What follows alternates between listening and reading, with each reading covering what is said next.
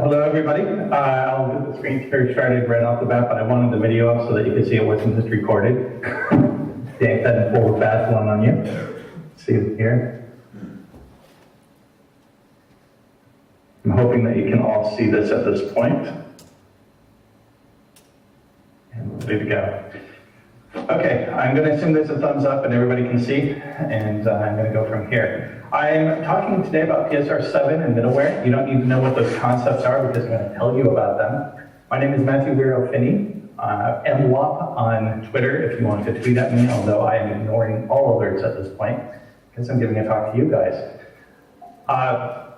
I work at Zent Technologies. I have worked there for just over 10 years now. I started on their eBiz team, and in 2007 moved over full-time to the framework team. I've been doing some coordination before that with the MVC rewrite prior to the version 1, and also things like XMLRPC server and Zen JSON and a few others. I am now the project lead for Zen Framework as well as App Agility. And my most recent promotion 2 or 3 years ago was to principal engineer at Zen. So that basically means that they let me do what I want most of the time, which is kind of cool. I say most of the time. There's always a few things. One of those things that I actually got to work on in my 20% time this past year was PSR7. And PSR7 is something I'm particularly excited about in terms of the PHP ecosystem. So without further ado, we're going to jump into that. Now, I said that you don't need to know all this terminology because I'm going to tell you. So the first one is FIG. FIG, or PHP FIG, stands for the Framework Interop Group.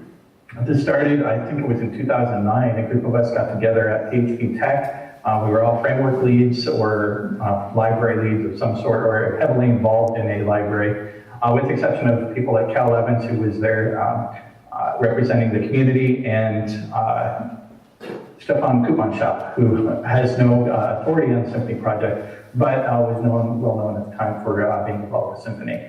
We sat down and said, hey, it seems like users don't like switching between frameworks very much, and it's really hard for us to coordinate libraries between them. So if I'm using Symphony and I want to use Zen how can I do that easily? We wanted to simplify some of that. And our very first PSR, which I'm going to tell you what that is in a moment, was around autoloading. And that autoloader that we presented there gave everybody a common way of autoloading their code. And because everybody started using it, projects like Composer came about, which provide not only dependency management, but also autoloading for all those dependencies. It couldn't have existed without the autoloading part because it would have been too hard to figure out how to do the autoloading for all the different pieces. So that's the sort of thing that we were trying to work on, is how can we make it easier to get together and make our code work together. Now, the way we do that is through what are called PHP standards recommendations, or PSRs. If you've used Java, you probably know of Java standards recommendations. If you've used Python, you've seen the Python extension proposals. This is the same sort of thing. The idea is that as a group, we come together and identify a problem. We go and figure out how to standardize a solution to that problem, and that solution then becomes the standards recommendation. Typically, these have been, well, let's see, we've done a number of these at this point. The very first ones were things like autoloading, describing how autoloading should work, but it wasn't describing what the implementation should look like, only how it should behave. Things like coding standards were talking about how code should look and everything, but wasn't talking about how you validate that. We then, however, branched into what are called shared interfaces. And the idea with this is that we're defining an interface that you can then type against in your code base. And from there, you can then use any implementation of that. And you know how it behaves. So we've moved into the coding realm as well. And it's always with interfaces at this point. The other terminology I'm going to use is HTTP. Hopefully you know what this one is, Hypertext Transfer Protocol. This is how we communicate our web pages across the internet. Another thing I'm going to talk about is Common Gateway Interface, CGI. Not computer graphics images, but Common Gateway Interface. And this is actually the first CGI I knew of was Common Gateway Interface, which gives you an idea of how old I am. Common Gateway Interface was a specification for how applications that are server-side should get the information from an incoming HTTP request in order to pass that information on to a script. And then the last thing that we need for terminology is SAPI, or Server API. And this is basically how PHP communicates with the underlying environment. And it's similar to CGI, but it has some things that are very specific to PHP. I'm going to be using all of these terms, so if you need to take a quick snapshot and so you can refer to it later if you're not familiar with them. So moving on, PSR 7, Standards Recommendation number 7. Interestingly, it was not the 7th one that was approved, it was just the 7th one that was voted on as a recommendation that we wanted to develop. That's one of the things about the standards groups is that you quite often propose a whole lot of different recommendations, but it takes time for each one to mature. They each mature at their own pace, and sometimes they just fall through entirely. PSR 5 has been in development for longer than PSR 7. It's one for PHP doc, essentially, so the annotations that you would use for PHP doc documentation. PSR 6 just passed yesterday, and that one is around caching. That one also took longer than PSR 7. PSR 8 will never exist. It's the huggable interface. Don't ask. And then there's a few others that are in the works. I think we're up to 12, and I'm actually going to be sending out an email today or tomorrow asking for a vote, an entrance vote for what will become PSR 13. PSR 7, though, is on HTTP message interfaces. Now, you might ask why. Isn't PHP developed for the web, right? That's the whole reason for PHP to exist, is to simplify the development of web-facing applications. Well, the fact of the matter is that when it comes to HTTP messages, PHP simply doesn't model them. Now you may say, well, sure it does. But if you actually look at the language, what does it do to model an HTTP message? It really doesn't. We have all these wonderful superglobals like underscore post and underscore get and underscore server and underscore cookie and all those. They are modeling the deserialized data from a message, but they don't actually model the message itself. And similarly, we can't create a message to return because we always have to create our headers separately from the message if you're using a server API. So as some examples, let's consider posting. Now, when do we post? We post usually when we have a form on our website.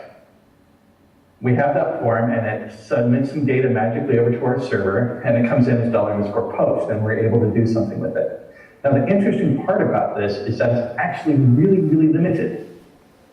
It works for exactly 2 MIME types, and those are application, XWWW, form, URL encoded, and form multipart. Those are the only ones that work. And they only work when it's submitted via post. Now you may say, well, what's the problem? The problem is that most of the time anymore, especially the last 5 years, we're not necessarily developing only web pages. We're also developing APIs. And APIs, we're encouraged to use the full HTTP spectrum. And there's a whole lot more ways to get data from the client to the server than just post. We also have put, we have patch, we have delete. We have things like options, although you don't normally submit data over options. If you ever use WebDAV, there's a whole slew of extra ones in there because the HTTP specification is actually malleable and it allows you to define your own request methods as long as the server is capable of handling them.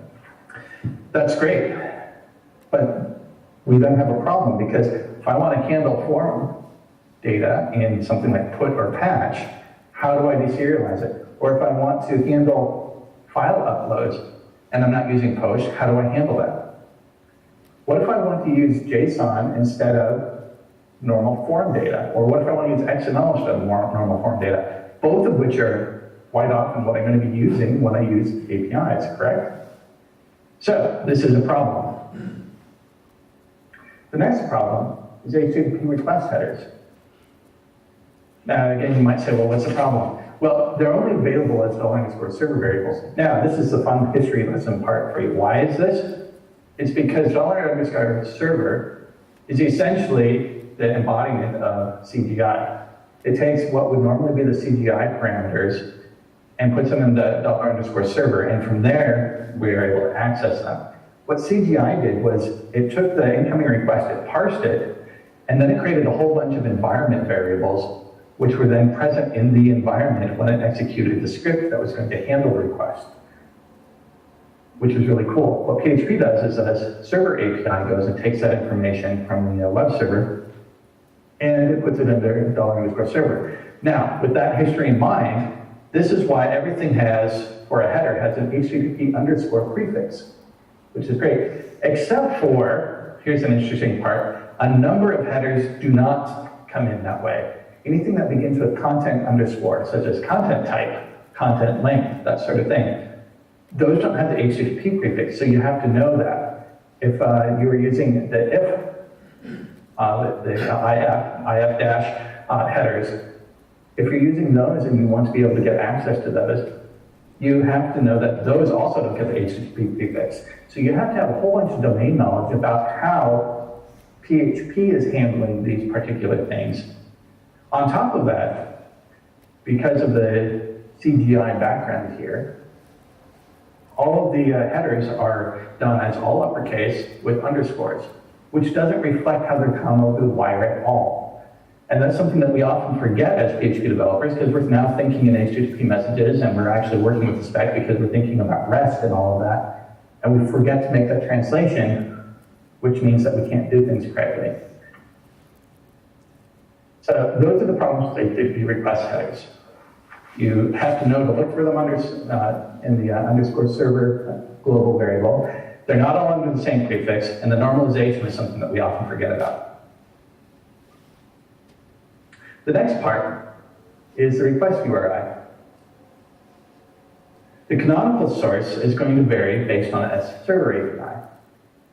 So if I'm using Apache, it'll come through a certain number of $_server variables. If it comes through on IIS, so Microsoft's offering, it comes through as a different set of variables. It comes through on Nginx, it comes through as a different set of variables. What it comes down to is that you might have to investigate up to 9 different variables within $_server in order to find out what the actual canonical request URI was that actually requested your page. That's problematic. Now, that's mainly problematic if you're doing an abstraction layer, such as a framework. If you have complete control over your stack, it might not be that big of a deal, but you still need to know that there might be multiple ones that you need to look at, and you might need to branch logic based on those variables in order to ensure that you compose the request URI correctly. Now, why might we want the request URI? We might want to know the scheme that we came in on. We might want to know the actual server it came in on so that we can branch logic based on that. We might want to know the path, obviously.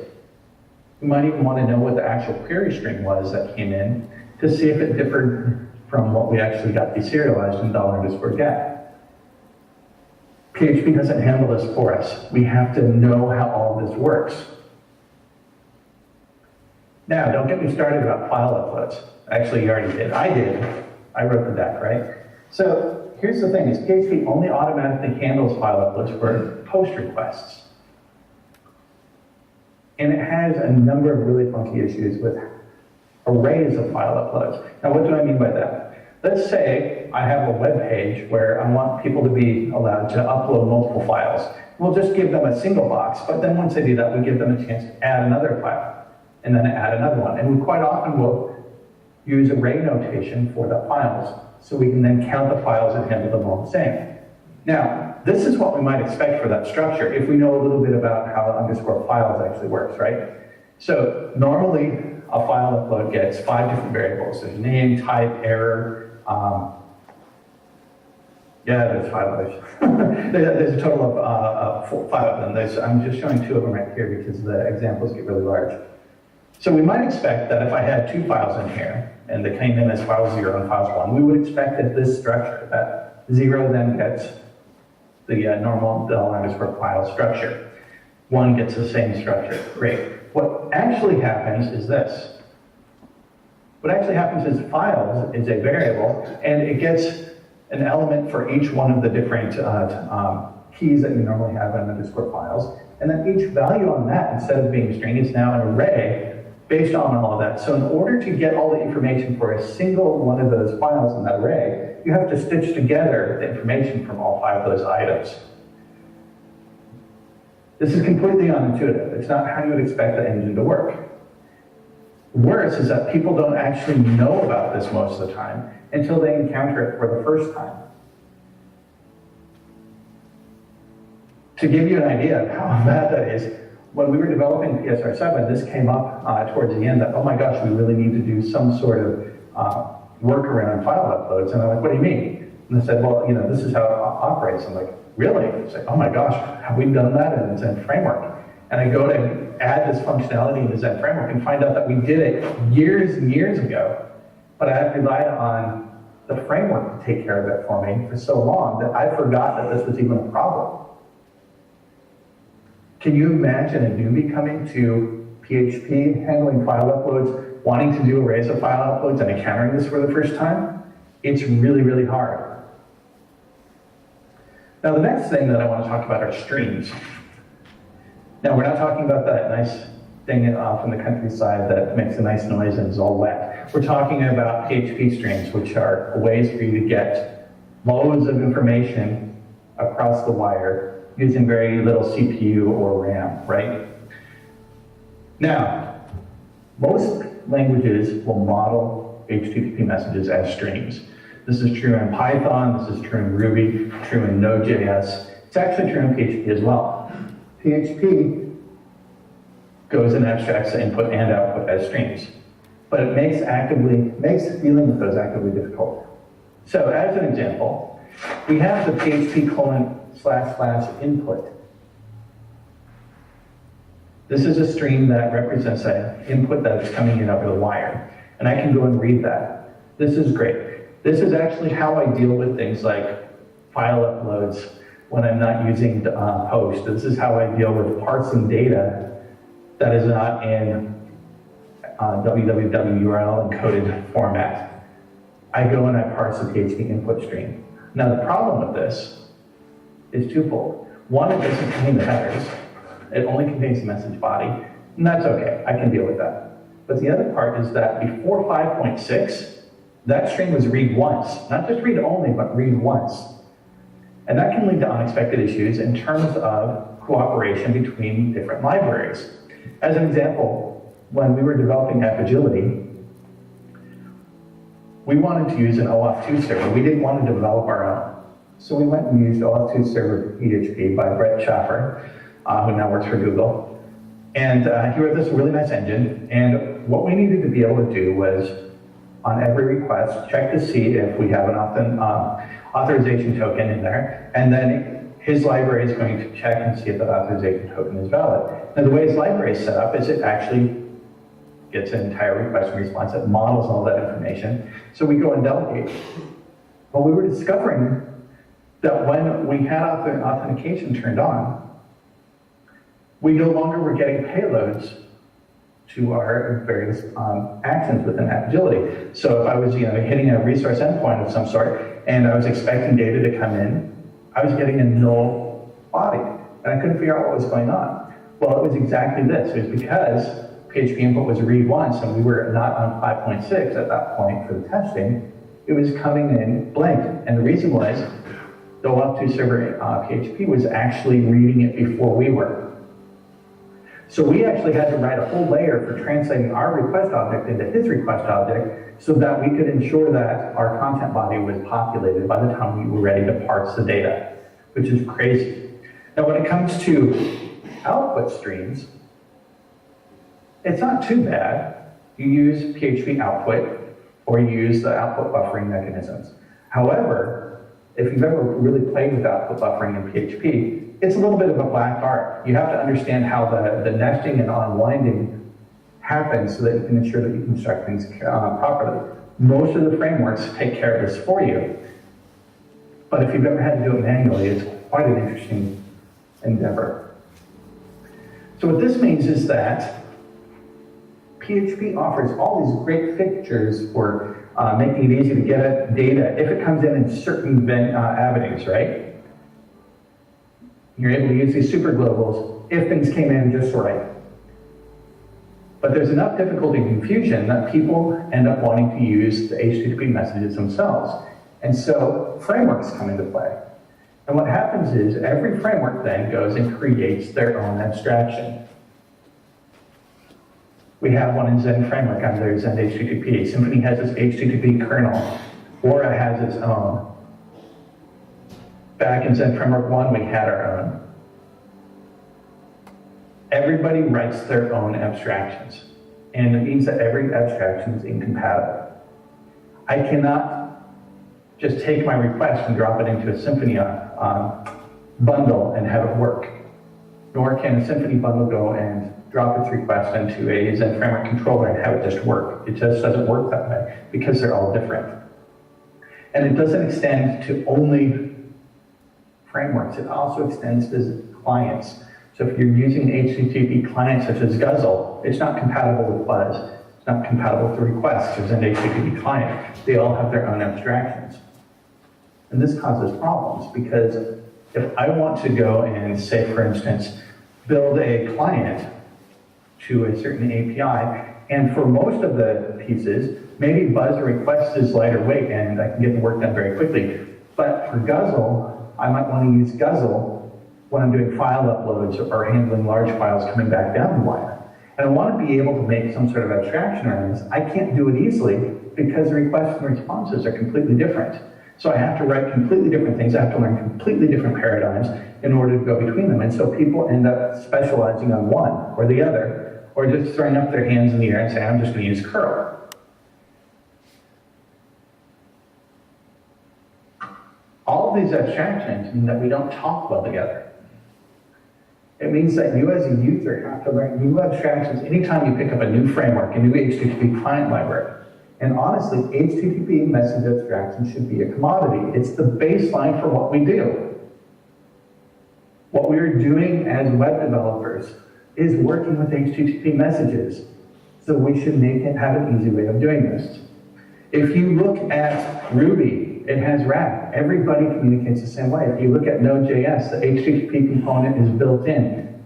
Everything works together. Why can't we have this in PHP? Especially when we consider that there's a specification for this stuff. So the request specification says that there is a request line, and it has the request method, it has a request target, it has a protocol, it has some headers, and it has a message body. It's a really simple thing that's really flexible. And it's the same thing with response. You have your status line with the status code, the reason phrase, although that goes away in HTTP 2. You have your headers and you have your body. It's a really simple, flexible specification. They should have built-in support in the language. And so that's where PSR 7 comes in. So I'm going to give you a little bit of a history. It all started with Benjamin Eberlein. Some of you may know him as a Doctrine developer. He is one of the leads on the Doctrine project. A little over 3 years ago, he proposed to the FIG mailing list that it would be really cool if we could have an HTTP client interface specification. And this is a really cool thing. Basically, he felt it should be easier to swap out clients based on the capabilities so that, for instance, if we're going over HTTP, we can do one, but if we need to use TLS and SSL, we can use another, and it could be seamless, right? He thought this would be really cool. Well, there's a whole bunch of debate that happened. And really what it came down to was, at a certain point, Chris Wilkinson stepped forward and said, I think I know what the problem here is.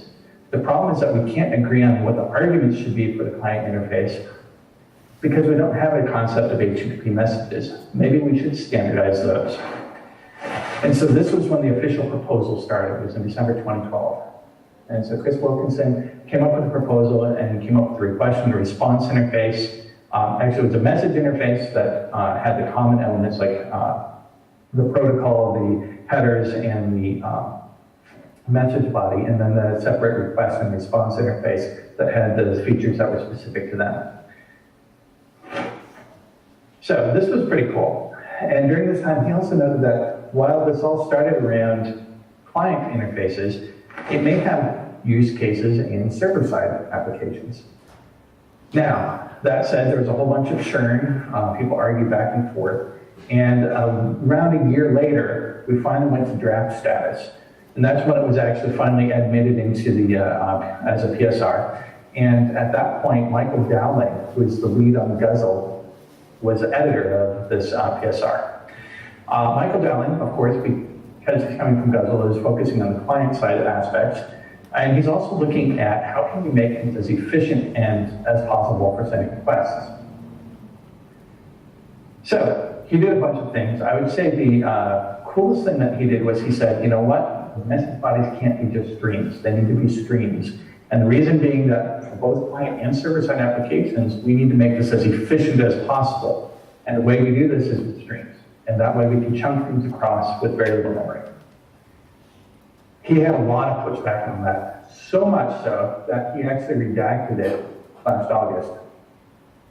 And he said, you know, I am spending so much time on debating all this stuff, and at this point I really need to focus on my work projects, and I need to focus on new versions of Guzzle. I still support the idea, but I can't carry it to completion. Now, the ironic part around this is that I had been playing with Node.js during that summer. We were building a Node.js version of Agility. We were able to do it in about a week.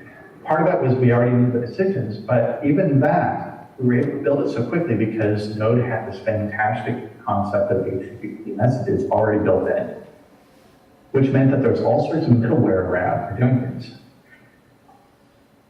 I wanted to bring the concept of middleware to PHP, and in order to do that, I needed to select an HTTP abstraction. You would expect somebody from Zen Framework to say, oh, we'll use an HTTP, but I didn't want to arouse all the tribal conversations that happen when you select a specific technology. And I remembered PSR 7. And I went and looked at it and said, this looks awesome, but there wasn't an implementation. So I went and created this implementation, and I went to the mailing list, and I literally dropped it on the mailing list 2 days after Michael redacted it. So I did some discussions with other people who were involved with it, and took over as editor that September. At that point, I did a few additions. The first one was the server request interface. One of the things I was noticing was that the client interface was great. It modeled the request message really well, but that the PHP superglobals are one of the things that is so awesome about PHP. It makes it really nice to know that I can get at the query parameters, I can get at the posted body parameters, I can get at files, I can get at cookies without having to parse them every time. And that's a major problem in Node, is that you actually have to parse the request every time you want to do something with it. So if I want to get at a query variable, I go and I parse the request URI, and I go and get all the query variable out of it. It's very intensive, I hate it. It would be really nice to be able to have access to that right up front. The next thing was that we added a URI interface. One of the things is, again, we didn't want to have to parse URI every time we wanted to pull one aspect out of it. It's really a value with many parts. So Larry Garfield and I worked together on this. Larry Garfield works in the Drupal project. He had noticed the same thing, and we created a very simple interface to it. Next, we went in and said, okay, we need to handle uploaded files. And funny enough, we had completely spaced this out until the first review. At which point, Bernard Schutze from the Symphony team came up and said, you know, why aren't we handling uploaded files? Pointed out this problem that I pointed out to you. We said, we really need to do that. So we went ahead and created the uploaded file interface. And this is the only one of the interfaces that actually specifies behavior. It's a value object that gives you things like the media type, the temporary name, not temporary name, the name of, that was provided by the client, content link, that sort of thing. But it doesn't actually give you access to the underlying stream. And the reason is it goes back to SAPIs. I was mentioning the server APIs. Interesting thing is that we've, in the last few years, started using asynchronous technologies and developing them in the PHP ecosystem, and things like React PHP, Aries, Icicle. These are really cool technologies, but they don't work with the server API, which means that you don't actually have access to $_ files. It also means that things like the move uploaded file don't work under those APIs because they require certain things to be present. So we needed to make something that was going to work with regardless. So we did two different things. We added a getStream method that returns a stream interface. And what that allows you to do then is work with the file like that. this is really cool because then I can take the uploaded file and stream it directly to S3 and not have to consume any memory doing it. That's really awesome. The other thing that we did was we had a move to method. And you're going to see all these examples of all these. But the move to method does the process of what normally would happen with move uploaded file. So these are behaviors. Finally, we said, all of these are value objects. And if you look at the HTTP specification, it says that any change in any aspect of the message, whether it's a change in the request or status line, whether it's a change in a header, whether it's a change in the body, is a new message. And when we look at it that way, we decided to take value objects to their logical extreme and say, let's make them immutable. This has been probably the most controversial decision made since I became editor, but it's also one of those that has some amazing implications. When I first did this, I was totally against immutable value objects, but I decided I'd give it a try because I had a number of people clamoring about it on the list. I decided to give it a try, and part of what I did was I took my middleware library and said, okay, what happens, how do I do this when I have immutable objects? Surprisingly, it allowed me to get through about 25% to 33% of the code because I had a whole bunch of code that was tracking the state of the request as I nested it on around out of the middleware stack. And I was able to do that because I didn't have to worry about the request object changing. That's really powerful. And when we start looking at that, there's all sorts of really cool things you can do. So in a nutshell, this is what we have. These are the various interfaces that are present within PSR7 and how they interact. We have at the base the message interface. The message interface consumes a stream. The stream interface models the message body. We have two specific types of message. We have a request and a response, and these have their own behavior and values added to them. A request composes a URI, because that's part of the request line is the URI. And so we can take that URI and we can operate on that. We also have the server request, which extends the request, and that gives us all those wonderful features for getting at the various data that is the result of parsing the request. And one piece of that data is an uploaded file. An uploaded file composes a stream, which represents the file that was uploaded. So this is a basic model of how it all works. PSR7 was accepted on my birthday this year. It was the best birthday gift ever. I was really excited. Well, maybe not best birthday gift ever, but it was an awesome birthday gift. I was really excited when we got it. And as a result, everything I'm telling you today is canonical. It's not theoretical. It's actually how it works today. So first off, all messages have the following methods on them. You can say get header. And what get header does is it returns the values associated with that header. One thing to note is that headers, per the specification, not just PSR7, but the IETF specifications, can have multiple values. So what we do is we model them as multiple values. Get header returns an array. If you want the single line, a string representation of the header, you can use get header line. This is usually safe. There are some where it's not. Things like set cookie will not work this way because the default concatenation is with a comma. So you can do this, and things like accept are really good in the case of where you want to do this. So you say get header line, you can see the accept header as a single string, awesome. Get headers will give me a key value pairs where the key is the header name, and then it's the value is an array of header values. Get body is going to give me a stream interface. We'll see what streams look like in a minute. Now, we have the access to headers. We have access to the body. Great. The other thing that we want to be able to do quite often is transform that request to response and create a new value. I mentioned that these are immutable. So we have these methods called with header, with body. What these do is they will make a change, but they return a new instance with that change. It doesn't actually change the original message. So you always have to assign the return value of one of these methods. There's a really nice bit of that is that actually allows you to do fluent interfaces, and it makes sense in this case because it's returning a new instance, and you want to get that new instance at the end. So as an example, I can take a request. Now, I'm going to look at the request interface from a client side here. I'll create a new stream, I'll write to that stream, and then I create a new request. And this example here will work regardless of the implementation, assuming that there are no required constructor parameters. So I say new request, I say with method, with URI, with header, with body, and I can chain all those together and I get the return value at the end. The nice part about doing it in this way is because there are no references held anywhere. At the end, there's garbage collected, everything in there, and you only have the one instance floating around, which is the one that you actually want to use. So this is a basic idea of how you might work with the request. Now let's take a quick look at that URI. The URI is mainly interesting in terms of what it can give me, the information that's there. So I can say get theme, user info, host, port, path, query, fragment, and then there's with variants in each one of these. So if I say with host, it will give me a new instance that has updated that host.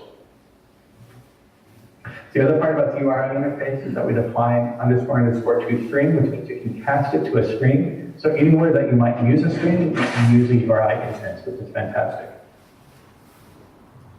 Looking from a client perspective, the response interface is mainly interesting in terms of what it gives you, right? What are the values in there so I get introspective?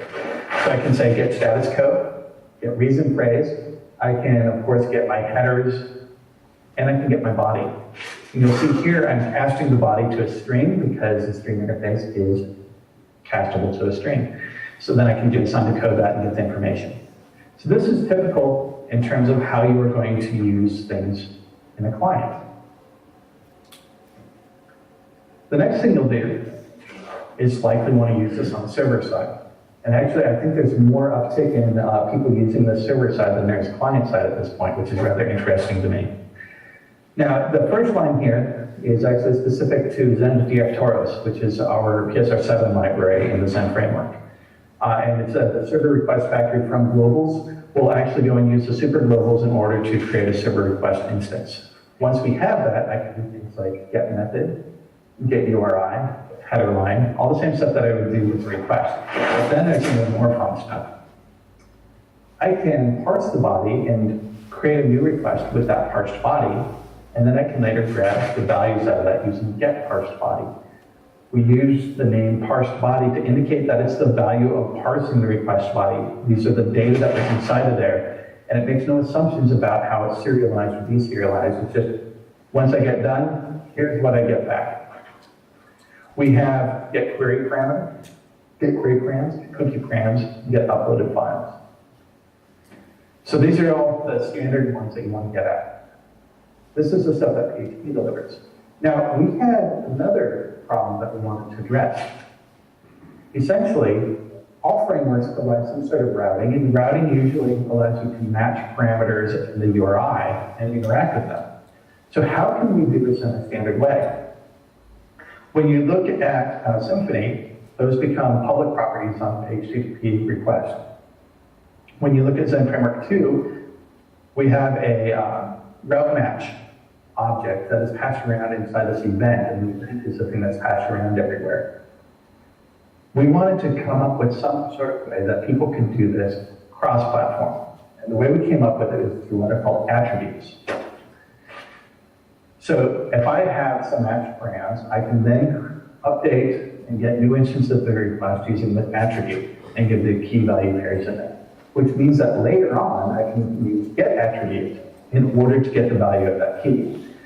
Get attribute allows me to do things like pass the default value as well, which is really useful when I want to test and see if I got something meaningful out of a URI or not. Now the other aspect to server requests, of course, is the uploaded files. And for that, we have the uploaded file interface. So get signed, get error, get client file name, get client media type. We prefix those with clients to indicate that the value might be unsafe, because those are ones that you can spoof when you're actually sending the file over the wire. Get string gives us a string interface, which we've already seen. And then I mentioned this before, move to allows me to then move the file. And this is a method that will be safe regardless of whether or not you're using a server API. So I can use this in React or Icicle or something like that, and it will still work, assuming that they have done some sort of way of parsing the information. So this is a really cool thing. On the server side, on the response interface, you'll usually create a stream, and you'll write to it, and then you'll create your response, and you'll set the status, some headers, and the body using that stream. Something that we've done in Viectoros is actually created a number of dedicated response types, like a text response, HTML response, and JSON response, where you're able to pass a body in there, and it sets default headers for you as well as the status. And that's really useful, so you don't have to work with that. However, using those means that you're depending on a concretion versus an abstraction. And the whole point of PSR7 is to get you working with the abstractions and typing against those instead of pulling in more and more of these concrete HTTP libraries. So in a nutshell, what PSR7 is giving us is uniform access to HTTP messages.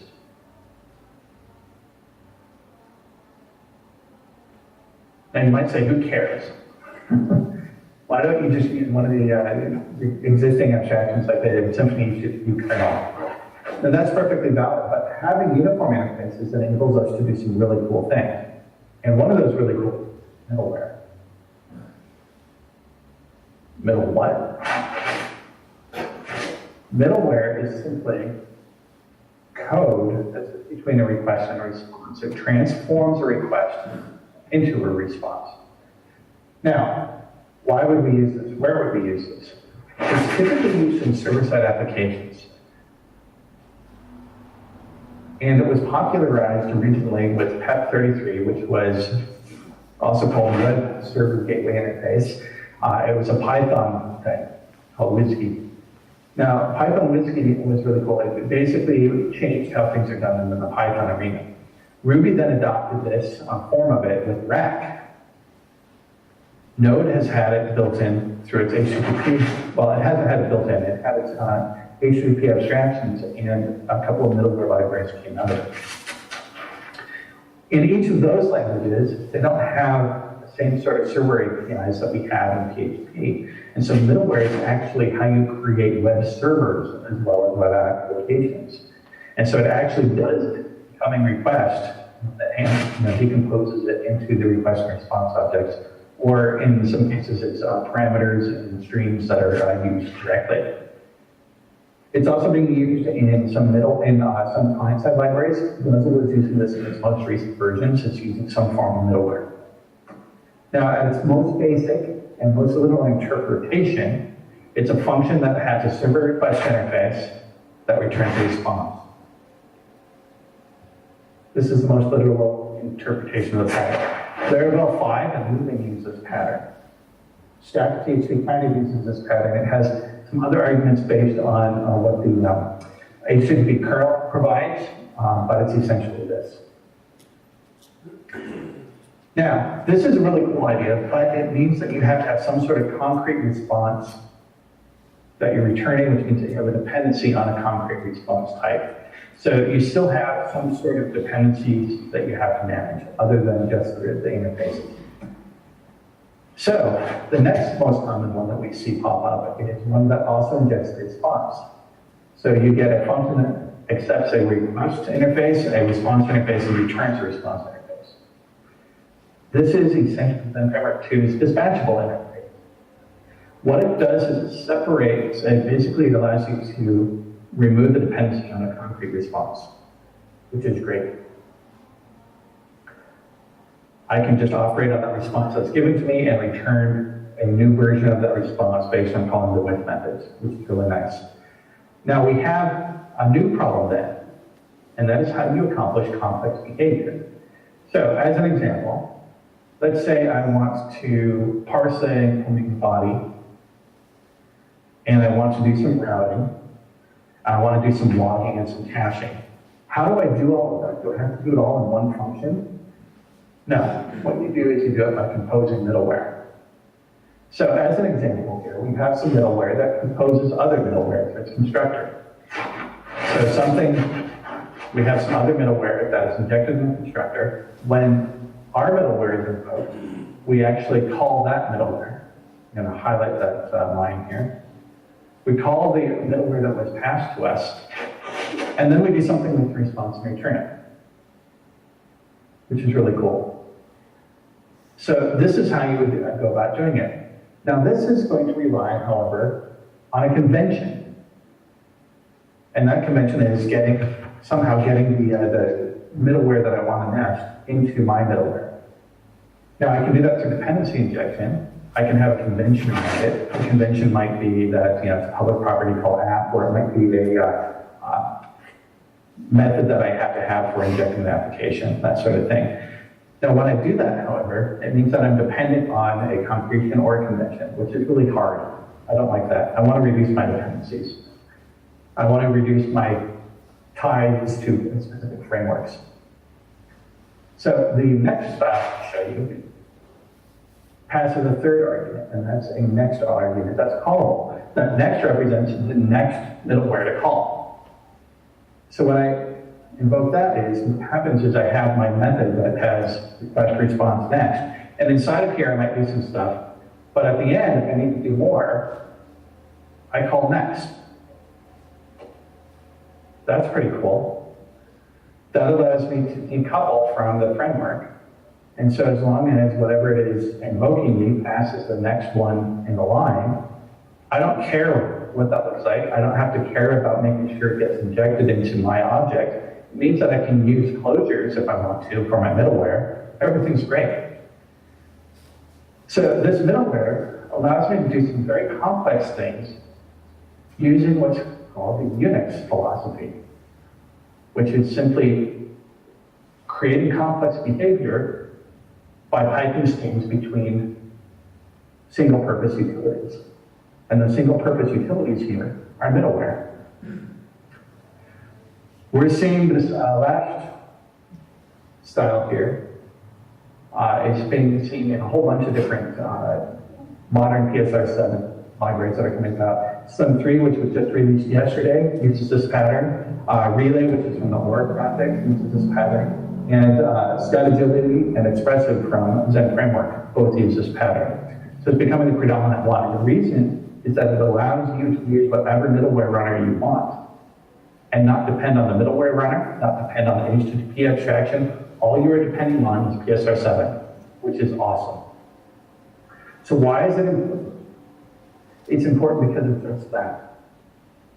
PSR7 and middleware allow me to make the framework in implementation detail. Right now, we have Symfony-specific bundles, and Framework 2 modules, they're developed packages. And all of these are quite often solving the exact same problem. There's constant negotiation packages for each one of the frameworks. There's packages for doing OAuth2 for each one of the frameworks. We're doing cores for each one of the frameworks. And it's the same problem. And it's at heart the same solution, but because we have these packaging ways and they're all depending on specific concrete versions of these abstractions, it means that we cannot share our code. And so we can't develop a single solution that works for everybody. We develop a solution for every framework. And that's crazy. I think frameworks should consume middleware. So here's a theoretical controller from some framework. Wouldn't it be cool if it could accept middleware and then dispatch it? This is something I can do right now in Zen Framework 2 without any changes. But it would, except for one, and that one change is that I have to cast my request and response to PSR7. Wouldn't it be great if the framework could use that instead? Now, unfortunately, the frameworks want to preserve backwards compatibility. They want to make sure the users are protected. So none of us are actually adopting PSR7 right away. So there's another thing you can do is you can wrap frameworks in middleware. So you can have your bridge at that point and you can say, hey, you know what? I'm going to have this middleware. And when I have these specific paths that are reached, I'm going to bootstrap my framework, convert my request and response to framework-specific ones, execute them, and then I'll take the response and convert it back to PSR7. So I can do that. And by doing this, I can start to move away from the framework. And I can start utilizing these utilities that are going to be single purpose, that allow me to do complex things with little pieces. And I can mix and match that code and do some amazing things. So to me, the future of HTTP and PHP is that it's going to be very collaborative, that we're going to go and create this middleware that's single purpose that anybody can drop into their application. And this to me is very empowering to everybody. The best part about all this is that it's now. Like I said, PSR 7 was adopted by the FID in May. We're already seeing frameworks building up around it. Expressive is going to release stable within the next couple of weeks. Sim 3 is already out, and there's a whole bunch more that are popping up. And this is amazing time. If you want some more resources on this, I've blogged quite a bit on PSR 7. I've got a bunch of articles on my website. You can read the actual specification itself up on the FID website. If you do, and I encourage you to do it, because it's good to get knowledge, right? Make sure you read the meta document as well, because the meta document tells you why things are the way they are in there. You may have questions and you're really scratching your head and like, why would they do that? The meta document will tell you why. Xenophi Toros is a PSR 7 implementation. We are using it for expressive. Symphony is using it for the PSR 7 bridge, which means that Laravel and Lumen are using it as well, if you're going to use PSR 7 within those. There's also an implementation in Slim 3. And expressive is our framework agnostic PSR 7 middleware framework from Zen Framework. And that's going to be essentially the heart of Zen Framework 3. So here's some resources. These slides are posted. I'll give James the link so that you can get this information. Write down things like Toros, PSR 7, Big, and that sort of thing, and you can Google for them later.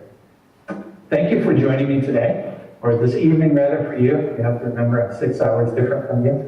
It's still sunny out here right now, which is great.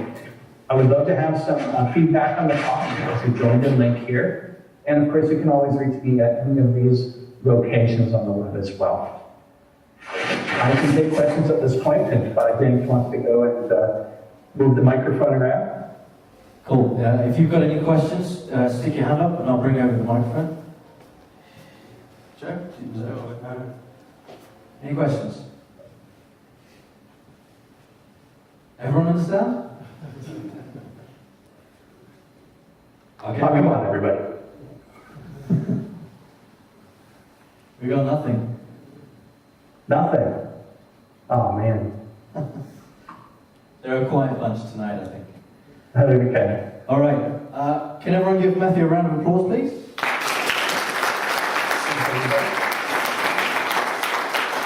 Thank you very much for taking the time out to do this for us, Matthew. Much appreciated. Okay, so just a few closing remarks before we head off to the pub. IRC channel, I try and mention it every time. If you are familiar with IRC and would like to dive in and sort of chat with other people in the community, and also the wider community as well, please jump into PHPH on Freenode and join in some conversations there. All right, so we've got prizes. Lee, can you just grab the